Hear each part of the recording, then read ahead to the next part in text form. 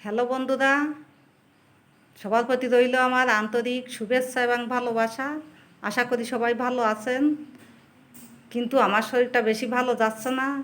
বেশ কিছুদিন ধরে আমি হারফিস জোস্টার নামক এক ধরনের রোগে ভুগেছি।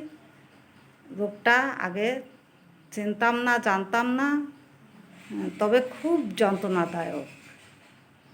খুব যন্ত্রণা ভোগ করেছি। এখন অনেকটা উন্নতির দিকে গিয়েছে। হ্যাঁ, সবার কাছে আমি প্রার্থনা করছি আমি যেন তাড়াতাড়ি সুস্থ হতে পারি। সবাই প্রার্থনা করবেন। অনেক সময় এই রোগটা মানুষের শরীরের থেকেও যায়। আমি যেন সম্পূর্ণভাবে সুস্থ হতে পারি। আমার মনটা বেশি ভালো যাচ্ছে না। আমি আজ আর কিছু বলতে চাচ্ছি না, বিদায় নিতে যাচ্ছি। সবাই ভালো থাকেন। সবাইকে ধন্যবাদ।